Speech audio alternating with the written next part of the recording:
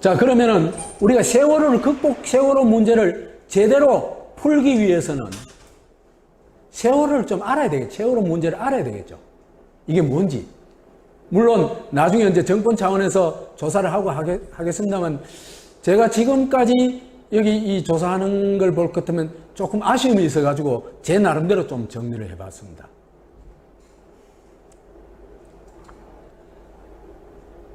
첫 번째로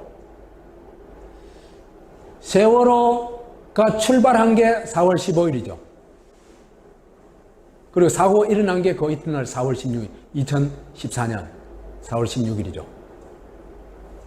근데 4월 15일 날 갑자기 바뀐 게 참 많은데, 그 중에 우리한테 참, 이상하다 싶은 감을 주는 게 세 가지 있습니다. 하나는, 김기춘은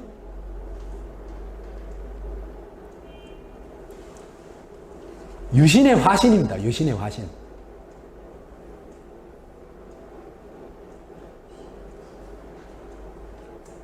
이 김기춘이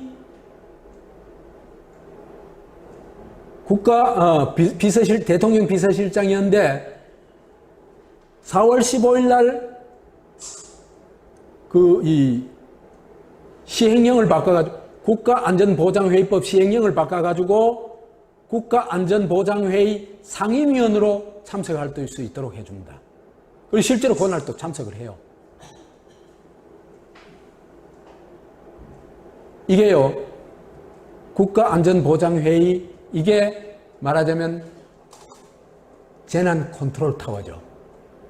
흔히 말하는. 그죠? 이 컨트롤 타워에 딱 누가 올라탔다? 김기춘이 올라탔다. 이 얘기입니다.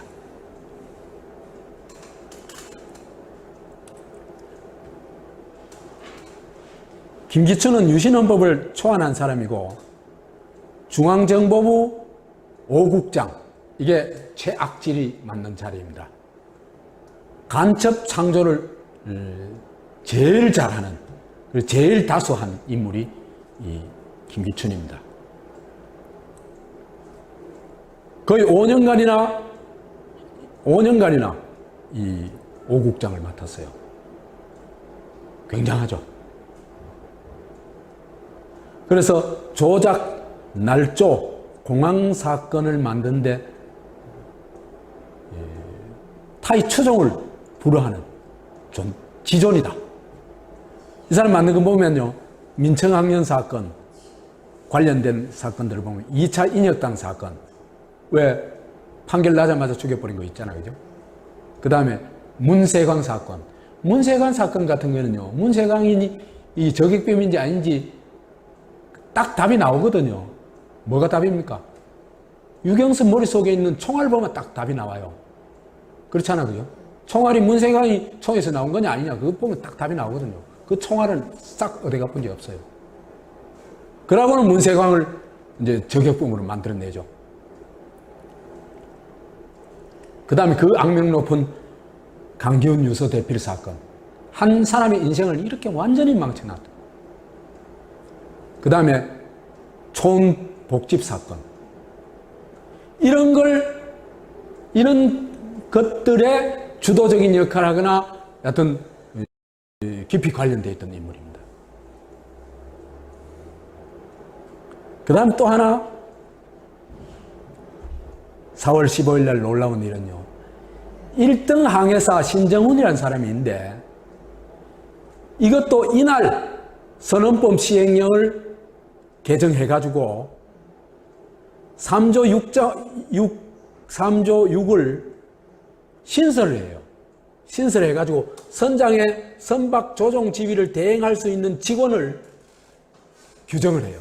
거기에 1등 항해사를 집어넣습니다. 선장이 사실은 당연히 조종을 해야 되잖아요. 그런데 선장을 대신할 수 있는 제도를 만들어 놓는 거예요. 그런데 신정훈이라는 사람이 어떤 사람인지 몰라요, 사실은. 이거 반드시 추적해서 찾아내야 됩니다. 그 다음에 입사 그날 바로 세월호 1등 항해사로 투입이 됩니다. 34살에 세월호 1등 항해사가 되는 게 가능한지 잘 모르겠어요. 그 분야는. 이 1등 항해사인데 딴 사람은 40대더라고요.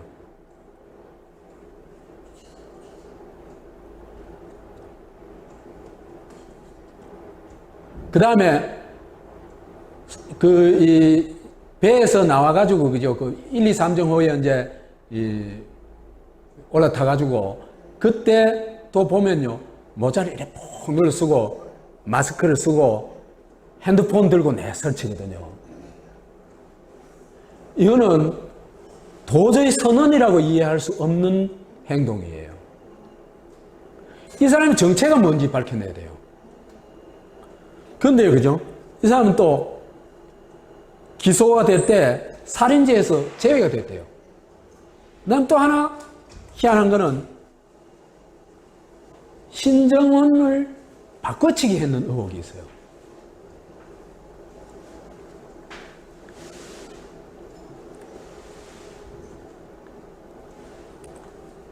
요건 하나 국회 출석했을 때 그 사진이고 신정훈 사진이고 요거는 그 경찰에 붙잡혔을 때 사진이에요. 보면요 전혀 딴 사람이에요. 귀가 전혀 다르잖아, 그죠? 귀 모양을 바꿀 수 있어요? 그건 불가능해. 그 다른 쪽 귀도 아니고 똑같은 귀 아니에요, 그죠? 같은 쪽 귀 아니에요. 전혀 다른 모습입니다.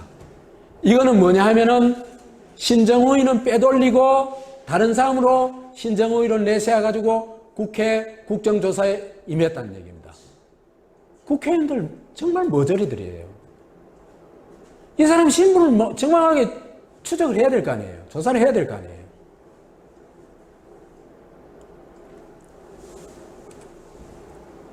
그 다음에 세 번째로 원래 타기로 되어 있던 배가 오하마나호인데 이게 학생들이 거기 배 타러 가가지고야 바뀐 걸 알았어요. 그러니까 누군가 바꿨다는 얘기입니다. 왜 바꿨는지 이유도 전혀 설명이 없어요. 그런데 제일 심각한 게 뭐냐면 세월호가 국정원 관련 배다는 겁니다. 국정원에 보고하도록 돼 있고 사고가 났을 경우에 최우선적으로 국정원에 보고하도록 돼 있고 그 다음에 국정원에서 여러 가지 어떤 직원 휴가라든지 이런 문제까지 다 체크하는 그러니까 그 이재명 시장 경우에는 단정적으로 얘기해요. 이건 국정원 배다. 아니면 나 고소해라. 그럼 고소 안 해요. 그렇다면은 국정원 관련 배로 왜 바꿨느냐? 이건 반드시 누가 어떤 경로로 이걸 바꾸게 되는지 찾아내야 되는 겁니다.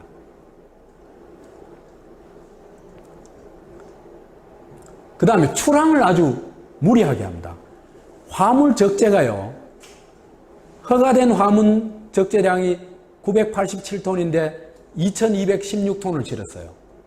이것도 특조위 사람들이 발로 뛰어가지고 이 정확한 톤수를 측정한 겁니다.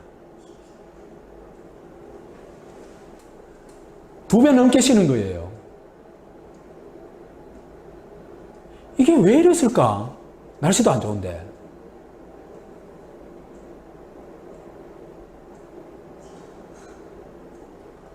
아니,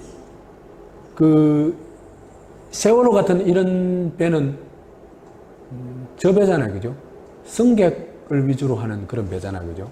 그런데 이 화물을 이렇게 막 실을 수 있느냐? 그 다음 갑판이가 그 위에도 막 화물을 막 실었다 그래요. 이는 있을 수 없는 일이거든요. 그 다음 또 하나 의문은 기상학하에도 출항이 예정되어 있던 선박 중 딴 배는 다 포기했는데 유일하게 출항을 했어요. 인천항마청에서, 인천해경에서 이 출항 허가를 한대요. 그러면 이때 오하마나호는 어디에서인지 이걸 조사해 봐야 돼요. 세월호가 출발했을 때 있잖아요. 그죠? 오하마나호는 어디 있었는지 이걸 조사를 해 봐야 돼요. 그러면 왜 바꿔치기했는지 좀 얘기가 나오거든요. 그 다음에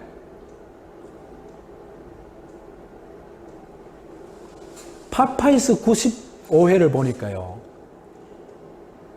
아침 8시, 4월 16일, 아침 8시 이후에 국내외에서, 그죠? 외국에도 다 조사를 했대요. 조사를 해봤더니, 세월호 AIS, 이게 선박 자동 식별 장치라는 건데, 이게 이제 자동으로 다 계속 되는데, 이걸 전원을 꺼버리면 당연히 꺼지겠죠. 그런데 이거는 끄지 않는 한은 고장나거나 그렇지 않은데요. 왜냐면 이게 절대적으로 중요한 거니까.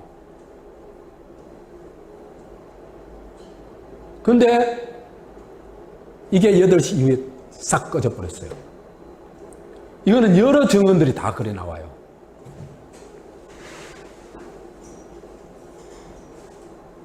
그러니까 이렇대요. 이걸 켜놔놓으면 이 배에서는 세계의 모든 배들을 위치를 알 수 있대요. 반면에 여기서 켜놔놓으면 딴 배들도 이 배의 위치를 알 수 있대요. 그러니까 뭘 숨긴 겁니까? 자기 위치를 숨긴 거죠. 왜 숨겼을까? 그건 아직 모름. 그런데 이 시간에 AIS가 꺼져 있을 시간에 해경한테는 누군가가 조작한 AIS를 쏴줬대요. 그러니까 사실은 배가 안 가고 있었는데 이 시간에 어떻게 됐냐 하면은 해경의 그 AIS에는 18노트로 달리는 걸로 나와 있대요. 그러니까 이거는 거대한 팀이 있다는 얘기죠. 그죠? 전문가를 포함한 이걸 조작할 수 있는 거대한 팀이 있다는 얘기입니다.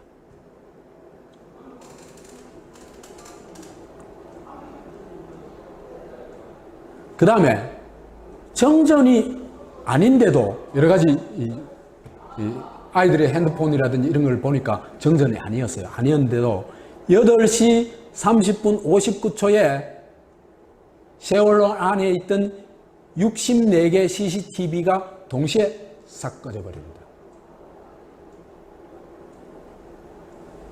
세월호 내부를 보여줄 수 없다 이거겠죠. 누가 했을까?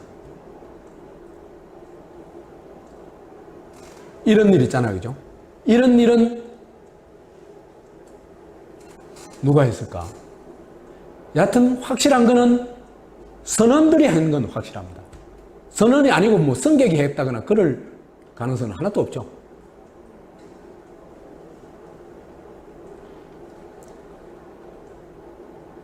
그래서 배를 도깨비 배로 만들고 선실을 깜깜이 선실로 만들었을까?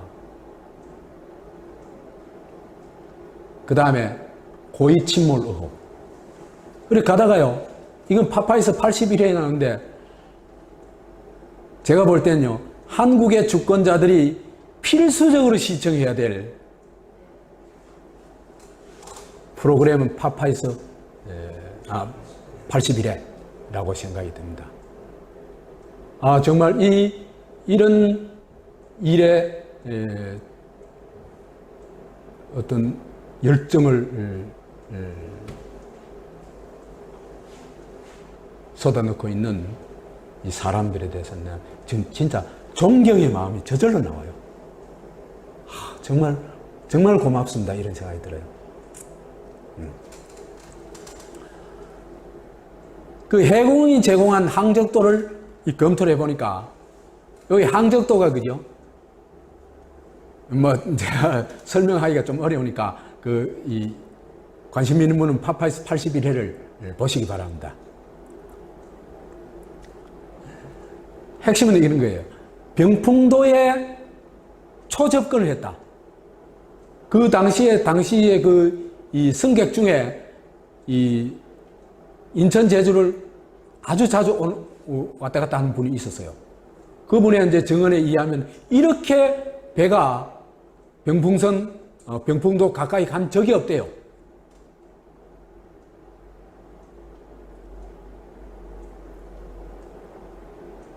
근데 그죠? 이거는 여기 이 세월호만 그랬던 게 아니에요. 옛날에 천안함 있죠? 천안함 때도 있잖아요. 백령도 주민들의 증언들을 보면요. 초계정이 저렇게 깊이 들어온 적이 없대요. 그거는 반드시 배가 그죠? 좌초할 수밖에 없는 지역이래요. 그냥 하지 말아야 될 짓들을 한 거거든요.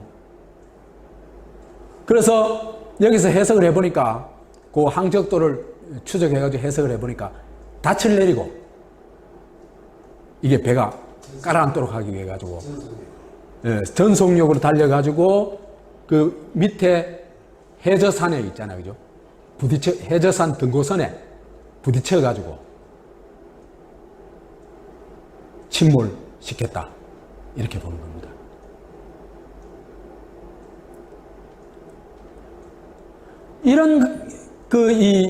그래서 이제 이 세월호 특조위에서 그죠? 이 닻이 어떻게 됐는가 좀 조사를 해보려고 바다 밑에까지 들어갔대요. 잠수통 해가지고. 닻은 이미 잘라버렸더래요. 증거인멸 한 겁니다.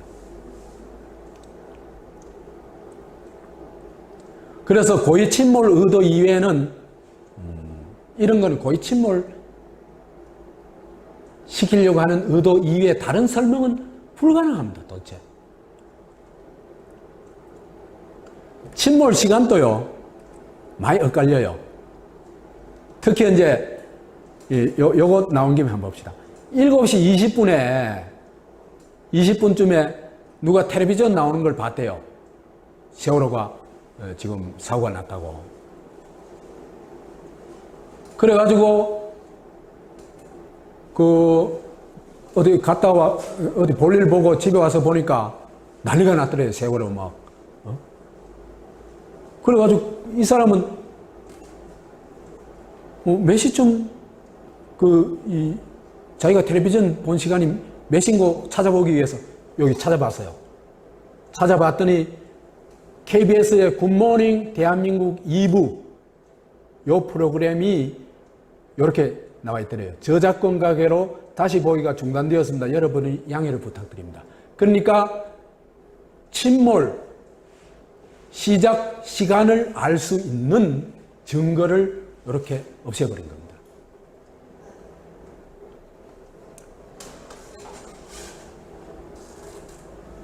딴 데는 다 찾아보니까 다 있는데 딱 이 뉴스만 이렇게 되어 있더래요. 이 프로그램만. 그 다음에 KBS 트위터에도 7시 20분에 침몰한다는 하는 게 뜬 적이 있어요. 왜 이런 시간을 해경은 8시 55분에 처음 신고를 받았다 그러거든요. 그러니까 실제로 이거하고는 1시간 반 이상 차이가 나지 않습니까? 1시간 반 정도 차이 나지 않습니까? 왜 그랬을까? 그거는 앞으로 밝혀내야 될 일이겠죠.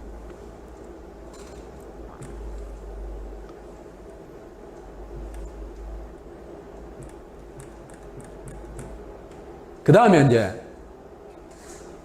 왜 학생들이 탈출하도록 하지 않고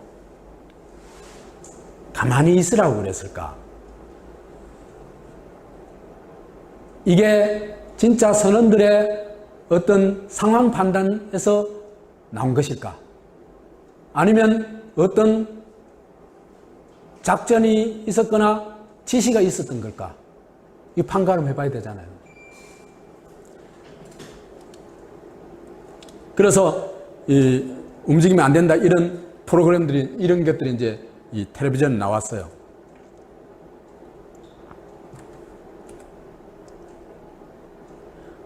그래서 10시 15분에 이르러서야 여객선 침몰이 임박했으니 바다로 뛰어내릴 준비하라는 방송이 나왔대요. 이때는 이미 늦었대요.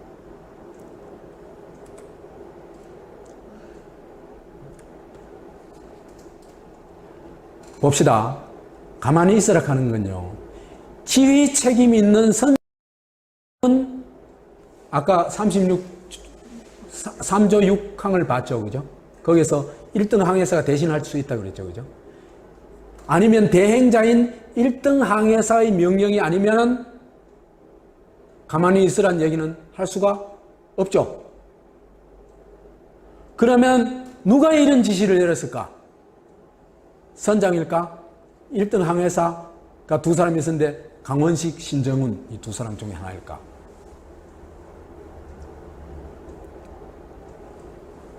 근데요, 이 선원들이 9시 38분에 탈출을 해요. 123정으로 옮겨 타죠.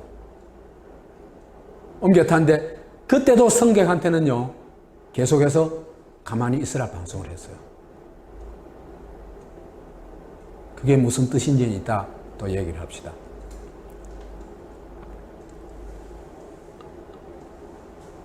그 다음에 선장 선언은 구하고 승객은 버려라. 이게 일종의 작전 같아요. 선장 등 선박직 15명은요, 전원 구조를 합니다.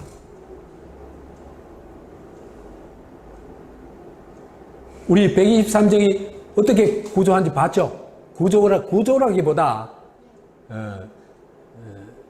귀환을 이제 영접하는 거죠.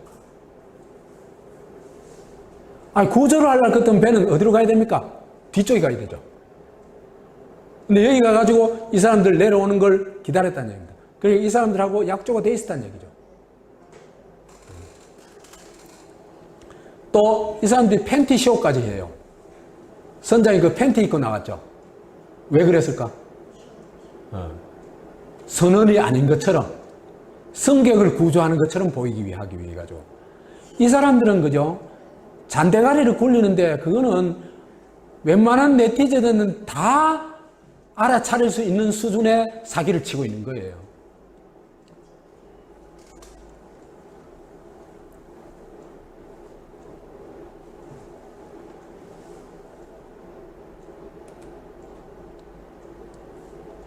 어떤 네티즌이 이런 얘기를 써놨어요.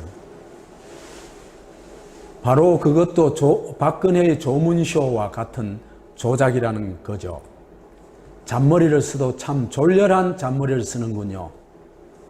즉 나중에 왜 승객부터 구하지 않고 선원과 선장들을 먼저 구했냐고 문제될 때 사복을 입고 있어서 선원인가를 몰랐다고 변명 여지를 만들어 두고자 그런 쇼를 했다는 것이 김어준의 분석이다. 근데 실제로 그래 딱 답을 해요. 해경이 그런 답을 해요. 그래, 사복을 입고 있어가지고 선원 선장인지 몰랐다. 그래 변명을 해요.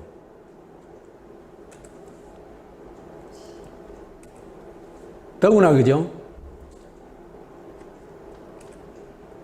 이 조작의 또 하나의 그 어떤 아주 어떤 정말 이럴 수 있냐 하는 장면이 그죠? 선장을 해경 간부 집에 과장 집에 데려가서 자죠. 그게 있을 수 있는 일입니까? 더구나 그래 놔놓고는 고집 앞에 CCTV를 싹 삭제해버렸어요.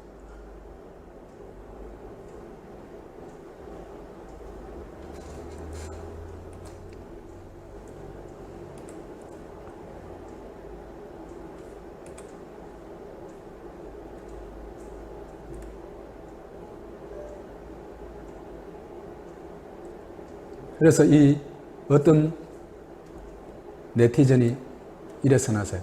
기자가 왜 피의자를 경찰관 개인 집으로 데려갔냐고 물으니 피의자 보호를 위해 데려갔다. 구차한 사기꾼식 병명을 하더라. 피의자 보호를 한다고 경찰관 개인 아파트로 데려가 재우는 게 동서고금에 있나요?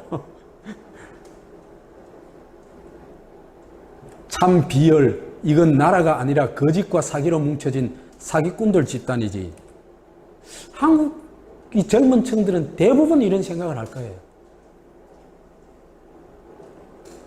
세월호는 의도적으로 아이들을 죽게 한 살인마의 만행으로 보이는군요.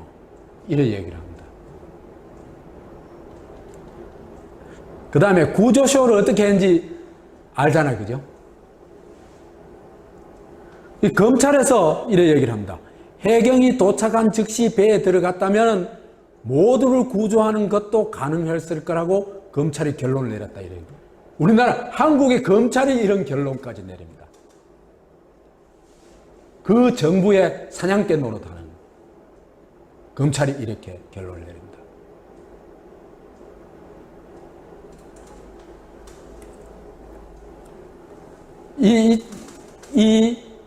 그 본부에서 어떻게 뻥을 치냐 하면요. 그게 또 그대로 언론에 보도가 되죠.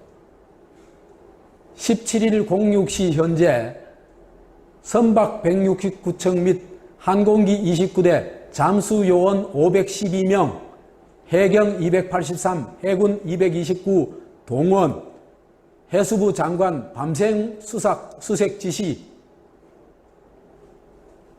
완전히 막 바다를 뒤덮은 것 같이 얘기하죠.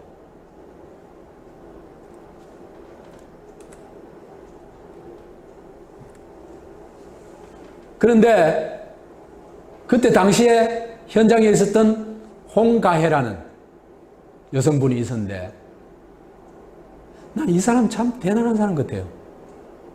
우리 한국에 그죠? 정말 괜찮은 사람들 그래도 많아요. 아직.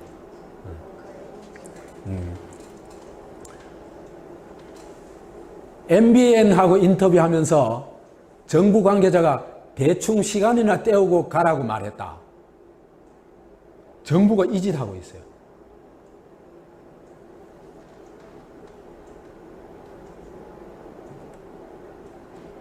그래서 정부 관계자가 잠수하지 못하도록 막아서는 등 14시간 동안 구조 작업이 중단됐다고 증언하고 있어요. 그래가지고 홍가혜가 MBN에, 저도 이걸 봤거든요. MBN 화면에서 봤거든요. 그래가지고 막 그때부터 홍가혜를 정신병자로 만드느라고 그죠? 막 난리가 났어요. 그래가지고 구속됐죠. 결국은 무죄 판결이 나왔죠.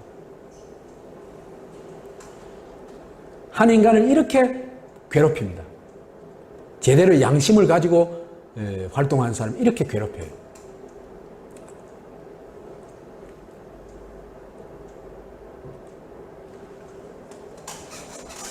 그 다음에 또 하나 의혹은 누가 왜 미군 해군의 지원 의사를 막아버렸냐. 지원해주겠다 하는데 왜 막아버렸냐. 그 당시에 그 가까이에 본험 리차드라는 이 미군 함이 있었대요. 그리고 최신 장비를 가지고 있었대요. 거기 구조에 관한. 이 구조 지원을 하려고 해도 완전히 묵살해버렸어요. 나중에 변명을 했습니다만은. 대기하다가 가버렸어요. 그 다음에 해군 참모총장이 통영함을 출동하라고 2차례 명령을 했는데 이것도 누군가가 싹 잘라버렸어요. 해군 참모총장을 이렇게 할 수 있는 건 누구겠어요? 국방부 장관 그런 힘 없습니다. 그럼 어디냐? 아까 얘기했던 NSC겠죠. 국가안전보장회의입니다. 그럼 누가 했을까? 답이 딱 나오죠.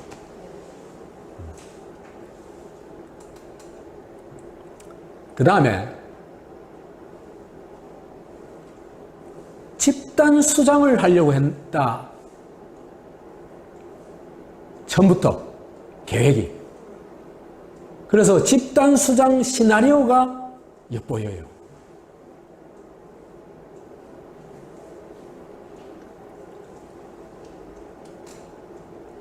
(9시 38분에) 선장 등 선원 15명을 구출하는데, 이때 그죠? 탈출하면서 학생들 배에서 나가요! 이 한마디면 그죠? 다 구조할 수 있었습니다.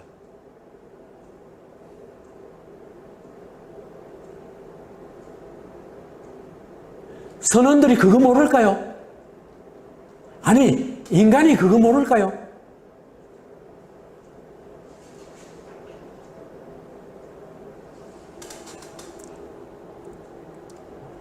이들도 사람인데 단 한 사람도 아이들한테 위험을 고지하거나 나가자고 얘기를 하지 않았습니다. 이거는 있을 수 없는 일이잖아요. 상식적으로. 결국 몰살 시나리오가 있었다는 얘기입니다.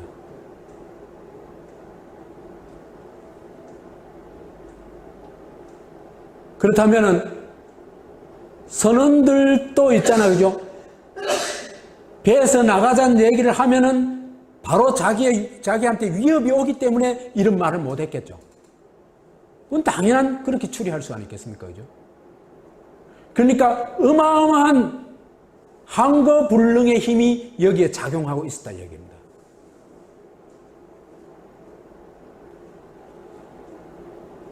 그렇다면은 선원들하고 해경은 기획몰살의 하수인이고 공범이라고 추정할 수밖에 없습니다.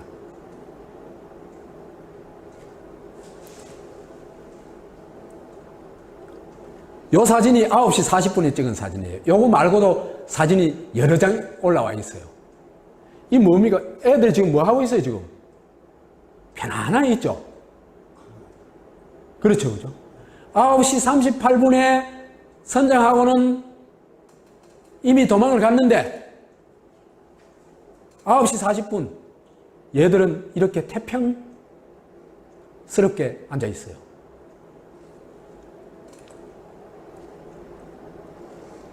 가만히 있으란 말만 믿고 있는 겁니다.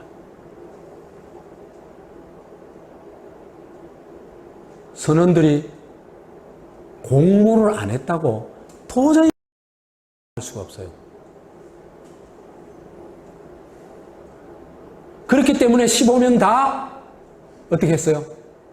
그 미션 임파서블을 마친 그 사람들을 배가 가가지고 1, 2, 3정호가 가가지고 영접을 하죠.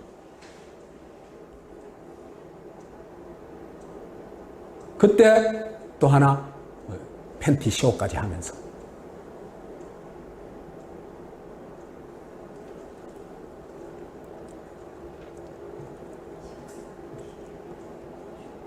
세월호 기승전결 1년의 과정,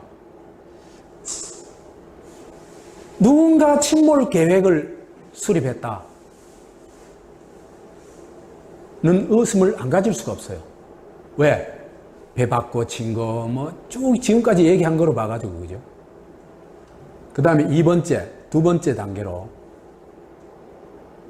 이 계획을 하고 난 다음에, 그 다음에 배를 바꿔치고, 화물을 정말 아닌 말로 이빠이 두 이빠이 싣고 고의 침몰을 시키고 여기까지 2단계라고 얘기할 수 있습니다. 그 다음에는 집단 수장을 하죠. 구조를 못하게 합니다. 그래서 배가 아예 저 뒤쪽으로 가지도 않아죠. 구조하는. 거기에 누구만 있었습니까? 어선들이 가가지고 구조했죠. 그것도 그죠. 어선들도 배에 접근하는 정도밖에 안 되니까 위험을 느끼고 안에서 뛰쳐나온 애들 있잖아요. 그죠? 걔들만 산 겁니다. 가만히 있으라에 순응한 애들은 다 죽은 겁니다. 가만히 있으라를 거부한 아이들은 다 살았습니다.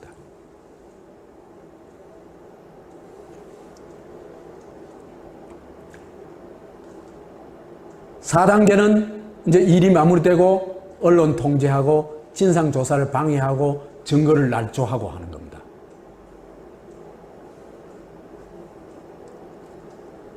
이 총괄을 누가 하겠냐? 한국에서 그죠? 이런 일의 총괄은요, 대통령 아니면 국정원장 아니면 이 두 사람 이외에는 이런 걸 총괄할 수 있는 사람이 없습니다. 불가능합니다. 위치로 봤을 때. 우선 1, 4단계 관리를 총괄 관리해야 되고, 미군의 지원 요청을 거부하고 해군 참모총장 명령을 묵살하고 선언과 해경을 완벽하게 통제할 수 있고, 이거는 막강한 절대 권력이 아니면 불가능하겠죠. 그렇겠죠? 거기다가 정부 민간기관에서 있잖아, 그죠? 이 파파이스를 보니까 쟤들이 아예 증거를 완전히 날조를 해요.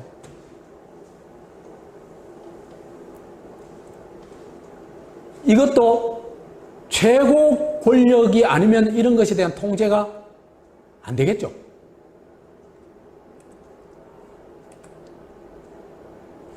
이 세 가지를 총괄할 수 있는 위치는 하나는 대통령, 하나는 국정원장, 하나는 X. 뭔지 모르지만 X라는 위치도 있을 수 있습니다. 왜? 지금 얘기하려고 하는 대통령을 꼭두각시로 만들 수 있는 사람이면 그것도 가능하겠죠. 지가 대통령 노릇할 테니까.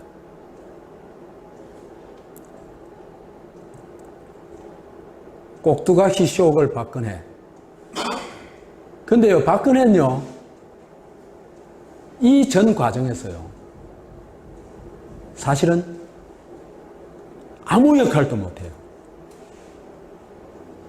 그냥 시킨 대로 해요.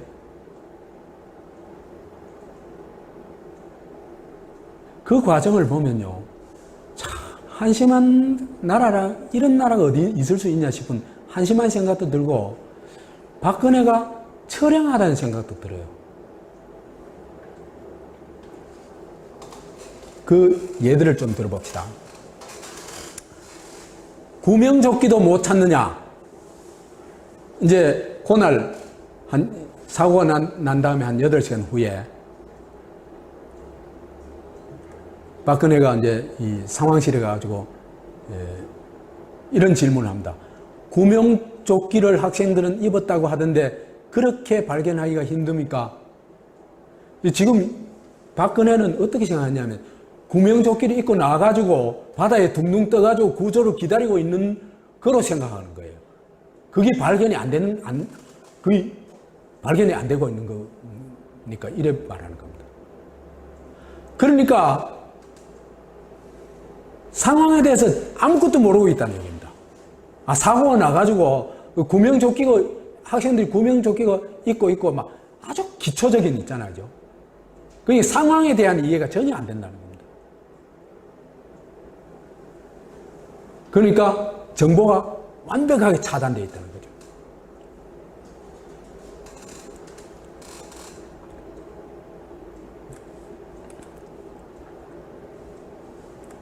그 다음에요. 이게 팽목항에 도착했을 때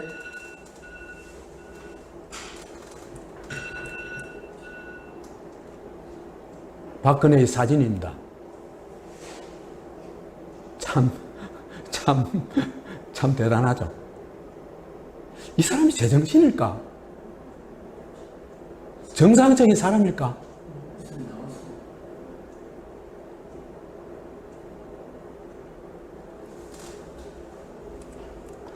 그런데 이제 또 쇼를 하는 거죠. 그죠?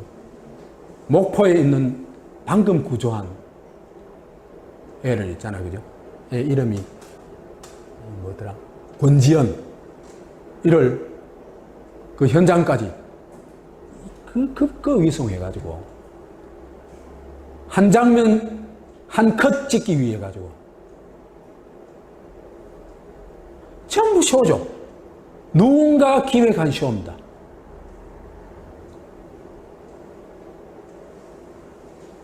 정상적인 사회라면은 도저히 있을 수 없는 일이죠.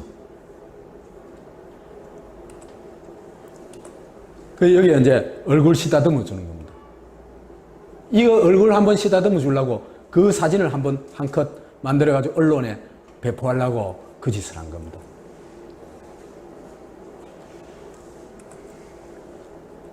그 다음에 박근혜가 세월호 사건에서 깊은 애도의 정신을 가지고 있다는 걸 보여주기 위해서 조문을 또 연출합니다. 조문을 가가지고 이 할매는 청와대에서 교섭한 할매예요. 그래가지고 박근혜가 저쪽에서 가다가 이렇게 돌아오니까 이 뒤에서 사람이 탁 밀어가지고 그죠? 만나게 해주죠. 이런 쇼를 있잖아, 그죠? 하고 있는 박근혜도 보면 그죠? 저 사람이 정상적인 사람일까 싶어요. 한 나라의 대통령인데 이런 쇼를 하고 앉아있다는 게 참 이해가 가요? 아니, 자존심이 없나?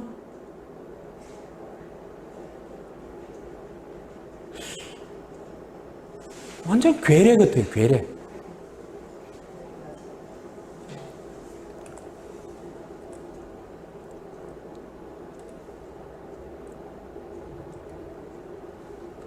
눈물쇼. 이 초를 딱 재보니까 32초 동안 눈을 안 깜빡거렸대요. 그러면 눈물이 저절로 나오게 되어 있대요. 근데 이 얼굴하고 팽목항에서 그 얼굴하고 그 웃는 모습하고 너무나 대조적이죠. 정말 현장에 가가지고 그 아픈 현장에 가가지고는 그렇게 해맑게 웃고 기자회견 할 때는 이렇게 하고. 그런데요, 또 아주 재미있는 장면이 있어요.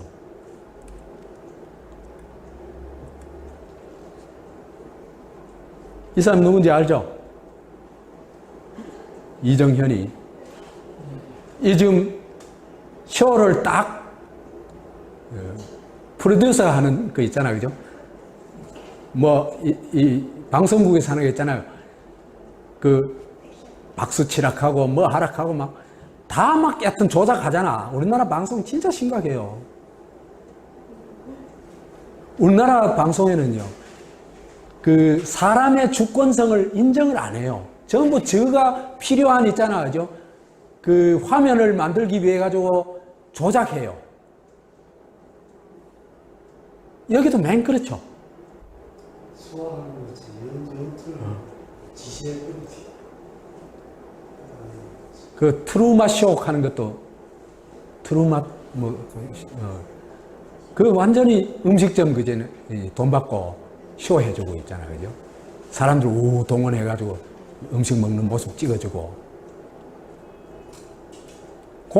이 공중파 방송이 그 짓을 하고 있으니까 참 할 말이 없죠. 그러니까 한국은 그죠? 이 소위 좀 잘났다 하는 사람들은 그죠? 다 이렇게 망가졌다고 보면 돼요. 안 망가지고는 그 자리에 절대로 갈 수가 없습니다. 최승호만 들어 쫓겨납니다.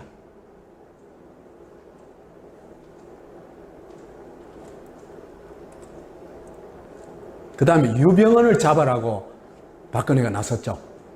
팔부도 거치고 나섰죠. 그래서 상식적으로 도저히 납득할 수 없고 용납할 수 없는 살인과도 같은 행위다. 이렇게 얘기를 했거든요. 아니, 이 대통령이 지금 무슨 그 하나님이야, 판사야. 대통령이 이래 나서면 안 되거든요. 대통령의 한마디가 얼마나 무시무시한데요. 그 이게는 뭐냐면 쟤를 살인자로 죽여라 이 얘기거든요.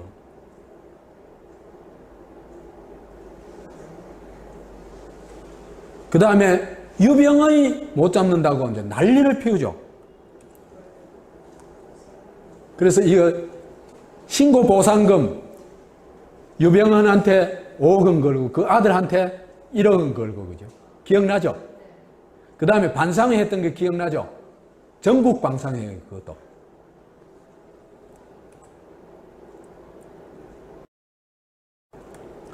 유 씨를 아직도 못 잡고 있는 건 말이 안 된다. 모든 수단과 방법을 검토해서 법의 심판을 받도록 해야 한다. 이건 물론 누가 써준 거겠죠, 그죠? 써준 게지만은 대통령이 이렇게 예단을 하면요. 정말 심각합니다. 그래서 이런 사태를 보고 검찰 고위 간부 출신의 한 변호사는 지금까지 밝혀진 횡령 배임 혐의만으로는 오히려 자범에 가까운 유병헌을 잡기 위해 군 투입도 모자라 임시 반상회 운운하는 것은 코미디라며 정부의 비이성적인 대처는 국민을 불안케 하고 박근혜 정부가 구시대적이라는 나쁜 이미지를 심어줄 수 있다. 이렇게 얘기를 해요. 그래도 점잖게 얘기했구만요. 그래서 이 식의 싸움은요, 사실은 누구 싸움이냐 하면요, 유병헌과 김기춘의 싸움이었어요. 누가 죽느냐? 그 싸움이었거든요. 그래서 구원파와 유신파의 싸움이다. 이렇게 볼 수도 있습니다. 그래서 그런 게 이제 재밌는 현수막으로 나타나요.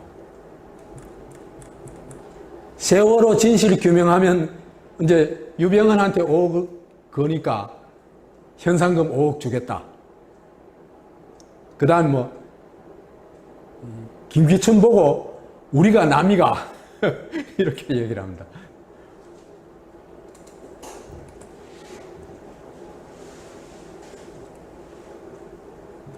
그래서 이런 대통령을 보면서 그죠? 참 암울하죠? 그냥 암울해요. 그래서 진짜 세월호 문제를 제대로 해결할 수 있는 진짜 대통령이 지금 이 시기에 절실하게 필요하다. 그래 얘기를 할 수 있을 것 같습니다. 저는요, 민주당, 정의당, 세월호 문제를 자기 문제로 끌어안고 풀어나갈 능력과 의지 전혀 없다고 보고 있습니다.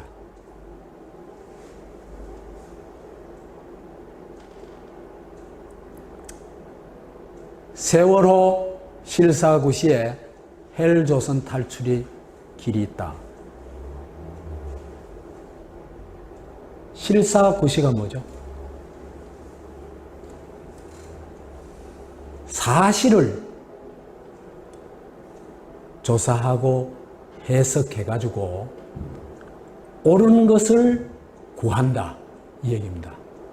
그래서 세월호의 진상조사를 통해가지고 세월호가 안고 있었던 문제들을 정말 제대로 해결한다. 이런 뜻입니다. 저는 한국에 있어서 그죠? 제일 중요한 것이 실사구시라고 생각을 해요. 한국은요, 가라공화국이에요. 가라공화국. 가라가 판을 쳐요. 가라가 판을 치는 어떤 극단적인 예가 이번에 또 나왔죠. 뭐 나왔습니까? 크리에이티브 코리아. 크리에이티브 프랑스를 딱 이제 프랑스를 코리아로 딱 바꿔가지고 그래 해놔놓고 표절 아니다 그러고 참 어이가 없어요. 그 다음에 기업이고 어디고 가라가 판치지 않는 곳이 없습니다. 진실이 있는 곳이 없습니다. 한국에. 그래서 그죠? 그 또 하나의 압권이 뭐였냐 하면요. 표지가리 저서라는 겁니다. 남이 그죠? 수십 년 연구해가지고 만들어 놓은 저서를 그죠? 저서에다가 표지를 띠뿌리고 새 표지를 딱 깔아놔놓고 자기 이 저자명을 자기 이름을 딱 얹어가지고 자기 저서로 만들어 놓는 겁니다. 그런데 더 웃기는 건요. 이 표지가리 저자들 중에 대부분이 처벌을 안 받았어요. 참 어이가 없죠. 그건요. 학계에서 영구 처방돼야 돼요. 그런 사람은요. 뿐만 아니라 교육계에서 발을 못 들도록 하고 감옥을 보내야 돼요.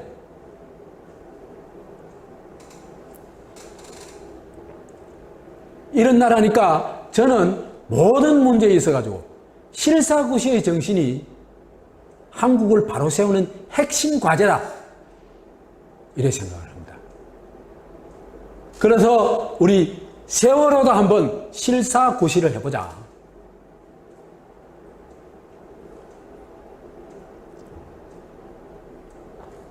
아까도 얘기했다시피 광주 학살을 해결하지 못하면은 실사구시하지 못하면은 민주한국은 없다. 그죠? 그리고 생지옥을 벗어날 수 없다.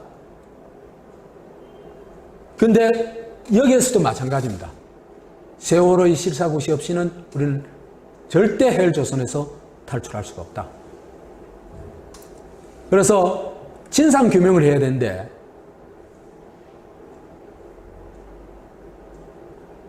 진상규명을 통해 가지고 수괴 짐작 가는 사람 좀 있죠. 간부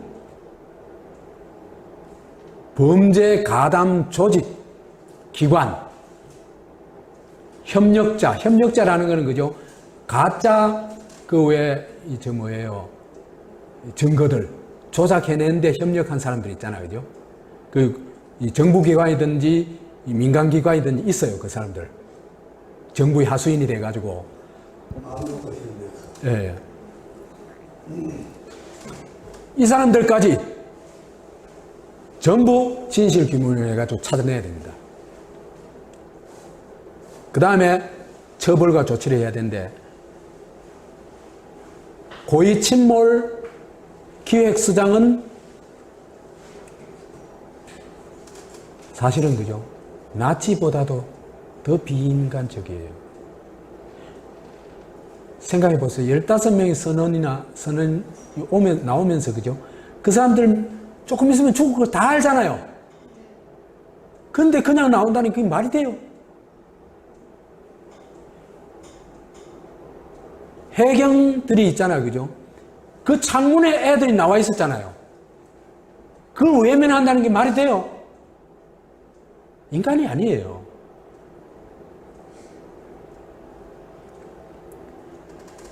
이런 반인륜적 범죄는, 이런 범죄는 반인륜 범죄로 다스려야 돼요.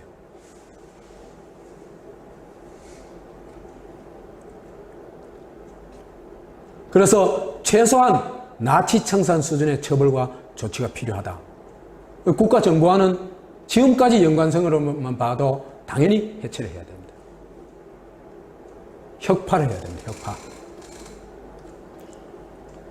그 다음에 또 하나는 실사구시에서 있잖아요. 그죠? 정말 세월호 문제의 진정한 해결은 뭐겠어요? 이런 사람의 생명과 생명을 보호하고 안전을 보장하는 거겠죠. 그래서 사람 안보 시스템을 구축하는 것이야말로 세월호 문제의 근원적 해결책이다. 이런 얘기를 할 수 있을 것 같습니다.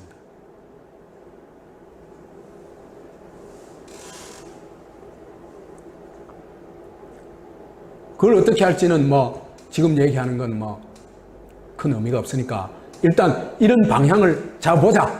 그런 얘기를 할 수 있습니다.